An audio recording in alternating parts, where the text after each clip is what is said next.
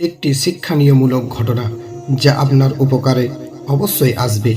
খলিফা হযরত আলী রাদিয়াল্লাহু তাআলা আনহু এর দরবারে এক ব্যক্তি এসে প্রশ্ন করলেন, কোন অপরাধের কারণে গাধাকে আল্লাহ তাআলা বোকা প্রাণীদের অন্তর্ভুক্ত করলেন? গাধাকে এত বোকা বানালেন যে সকল মানুষের বোঝা বহন করে। হযরত আলী রাদিয়াল্লাহু তাআলা আনহু কিছুটা মুচকি হেসে বললেন, ও আমার প্রিয় ভাই, তবে শোনো, আল্লাহ তার সকল প্রিয় সৃষ্টির কারো ওপর জুলুম করেন না। গাধার প্রতিও আল্লাহ জুলুম করেননি।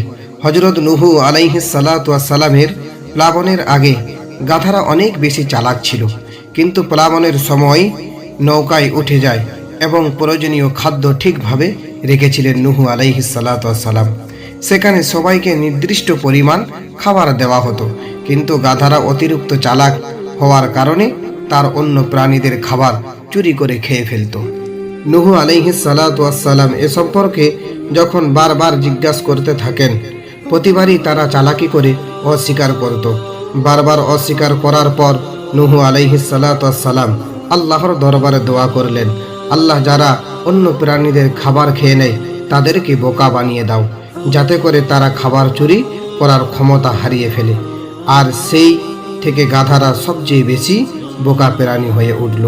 তাই ভাই, গাধার মতো চুরি করে না খাওয়াই অনেক ভালো। পরিশ্রম করে খাবো ইনশাআল্লাহ। সত্যিকারের ইমাম মাহাদি আসবেন নীরবে, কিন্তু তার প্রভাব হবে বর্জ্যের মতো। যখন পৃথিবী অন্যায় আর জুলুমে ভরে যাবে, তখনই ইমাম মাহাদি আলাইহিস সালাতু ওয়াস সালামকে প্রেরণ করা হবে। তিনি 7 বছরে পৃথিবীতে ন্যায় শাসন কায়েম করবেন। অনেকে নিজেকে মাহাদি দাবি করবেন, কিন্তু আসল মাহাদি হবেন যিনি কোনো দাবি করবেন না, বরং মুসলিম উম্মাহ তাকে খুঁজে বের করবেন। সুবহানাল্লাহ। হরিণ 1 লাফে 13 হাত পর্যন্ত যেতে পারে, আর বাঘ 1 লাফে যেতে পারে 12 হাত পর্যন্ত। এদের একসাথে দৌড়াতে দিলে বাঘ কখনোই হরিণকে ধরতে পারার কথা নয়।